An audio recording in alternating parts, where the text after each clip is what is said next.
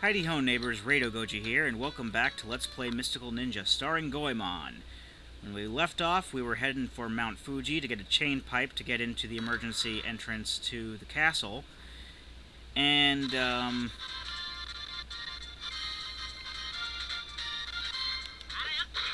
now we're on the Kai Highway, and this contains not only some of my favorite music in the game, but also probably what's more or less considered to be Goemon's theme song, at least as far as us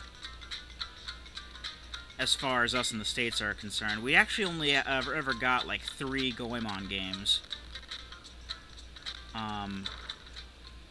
in North America, or I don't even know how many were released outside of Japan, period. But Goemon has had a lot of games in Japan, but the only 3 that were released over here, well, 4, there are actually 4 released. There was Legend of the Mystical Ninja for SNES, there was this one, there was another Mystical Ninja starring Goemon that was released for the Game Boy, and also Goemon's Great Adventure, which was also for the N64. But other than that, we never got any Goemon games over here, unless maybe there were some other Konami games that Goemon made appearances in. The main reason I came in here, this is a coffee shop, like the ones we've seen in town. And basically you can spend some money in here and restore your life all the way. The main reason I came in here was to talk to him. He says, "Hey you're a traveler. Would you like a map of Japan to assist you on your voyage? I'll sell it to you for a discount. How about it?" "Yes, I really want it." "Awesome, I like the way you said that. The enthusiasm. I like people like you. Here, you can have it for no charge." Alright, we'll call this a present to you. So we got a map of Japan. Yeah, we use the Z button to bring it up in the start menu. I guess I may as well show off the start menu when we get a chance. The main reason I went into the coffee house, though, is because, as you can see here, we got these little flashing dots on the map. Each of these flashing points is either a town, tea house, or dungeon we've been to. And later in the game, we're going to be able to get an ability to warp to any town, tea house, or dungeon that we've been to. So as you can see, this is a fairly simplistic, condensed version of Japan. You can even see the dungeons on there. That is a dungeon, believe it or not. But we'll get to that when we get to that. I don't know why they would have this on the contemporary or up-to-date map of Japan for this era, but then again, I'm not going to be asking for logic in this game because there are a lot of anachronisms in this. I'm not going to tell you exactly what that dungeon is, but it is one of the, not the goofier ones, but well, you'll see when we get there. Okay, the main reason I'm heading this way is because there's a cat.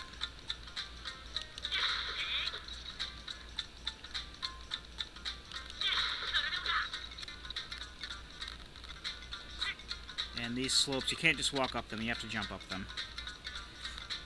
And there's cat number 2. So I will mark that off.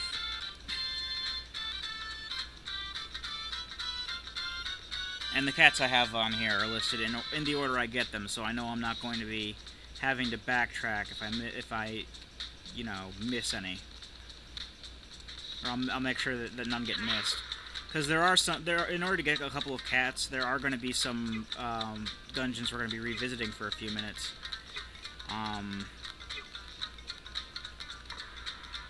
I forgot to turn off that program. Actually, I can probably do that real quick.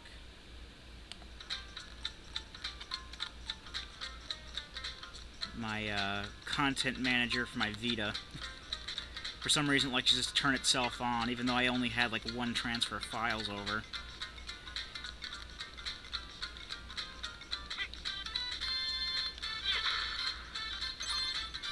Enemies will either drop, basically will drop one of two things. Either money, and each coin we pick up is worth 5, or they'll drop dumplings, which restore health. Or they'll drop nothing. But it's random whichever one they drop. Ebisumaru does get a special hammer later on. That will basically take any money that they may drop and convert that into dumplings. But if they drop nothing, they'll still drop nothing. So it's actually kind of a worthless hammer. Also considering the fact that around the time that he actually gets the hammer, he has an upgrade to the regular hammer coming too. So everyone's default weapon will get actually 2 upgrades throughout the game, and they're both actually fairly close to the end of the game, believe it or not. So we will be seeing the default weapons for a majority of the game.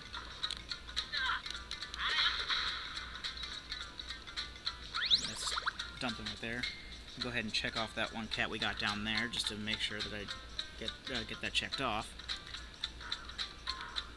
So we basically go in, out, all around of Mount Fuji here, trying to get to the top. Because for whatever reason, this Mokube character has made his home in the freaking crater of the volcano. Because, you know, most mountains are volcanoes, don't you know? Well, a lot of major mountains, I guess, are some of the big ones. I know a lot of them are made through tectonic plates crashing into each other. But there are, you know, Mount Fuji is a volcano. It's either, I want to say it's an extinct volcano, but I could be wrong. It could be dormant. I'm not well versed in which volcanoes are what.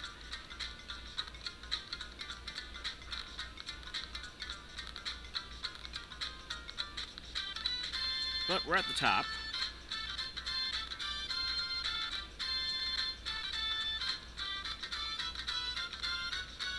And we go around here. We can actually, so I'll show you off some other stuff that we can get. I'm fairly sure that there's a pot here. Pots usually have Rio inside. I'm gonna make sure that I don't fall, because I really don't want to trek all the way up. Also, one thing to note, high falls do not hurt you.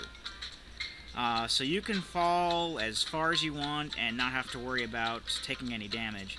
And that's pretty much how we're going to make our exit from Mount Fuji when we get to that point. I think the other one had a super dumpling out here, or gold dumpling. Well, there are like sparkly gold dumplings that'll restore your health fully. Again, making extra lives redundant, but also the camera needs. I don't really particularly care for the camera controls in this game, because you have to hold the R button down and use the C buttons, which is fairly understandable for an N64 game, but I'm using an Xbox 360 controller, so it's a little unnerving for me in a bit. Wow, I'm impressed that you've made it this far. What do you want from me? Do you have a good pipe? Pipe? Let me think. Well, let's see. Yes! I know. Take this. I'm honored to hand you my pipe. It attaches to the block with the star mark.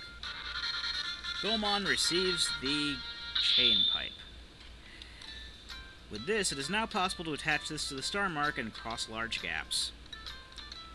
The chain pipe is also pretty good as alright as a ranged weapon too. The main thing with that, though, is if you miss, it does take it a second. Oh, there's the gold dumpling there. It does take it a minute to return to you. So more often than not, I don't really use it to actually attack things that are close by. I'll just stick with the regular pipe because it's more likely to hit. Alright, so we're done at Mount Fuji, and we're going to head back to Oedo Town and basically head toward the castle. Head into the castle and see what's what.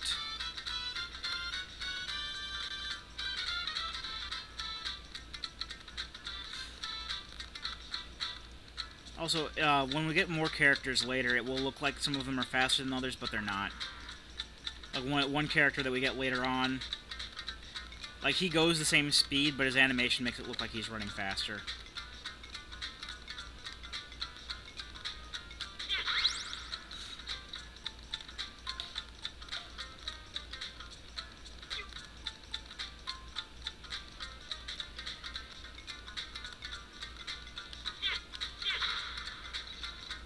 Yeah, there's a lot of people saying he doesn't look much like a ninja, and he really doesn't.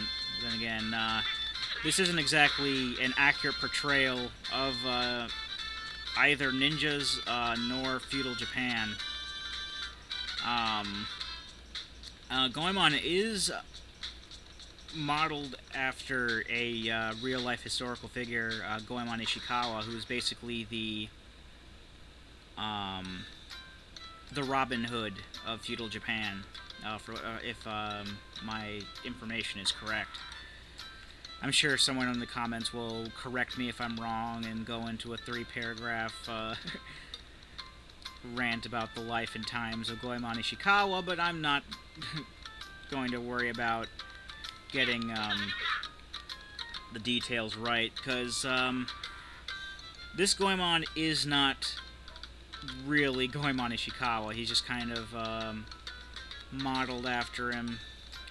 Goemon Ishikawa is also playable in a real representation of the real one is playable in the Samurai Warriors games, and he also, if I remember correctly, has a huge pipe that he uses. I was trying to get that cat there, but yeah, the large pipe things are were actually a kind of weapon that were used, if I'm not mistaken.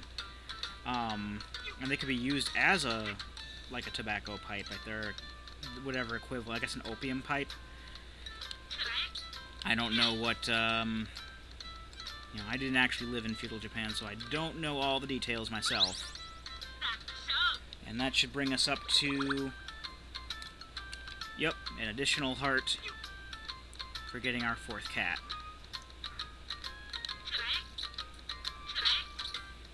And unlike a majority of Zelda games, at least a majority of Zelda games before Twilight Princess, there are a lot of cats hidden in dungeons too. And by that I mean like pieces of heart. Because in Zelda games, it wasn't really too common to see pieces of heart in dungeons until Twilight Princess.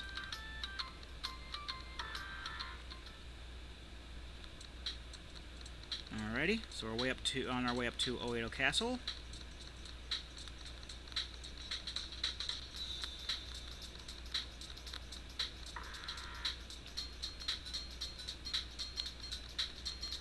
And we actually have conveniently, they've actually placed save points in front of each of these castles. So that's pretty convenient. Oedo Castle entrance. Do you wish to save the game in your adventure diary? Yes. Very well. The game has been recorded in the adventure diary, and I'm going to cut the video here. And when we come back, we are going to start our first dungeon of the game. I've been Rado Goji, and I'll be here next time. Join me, won't you?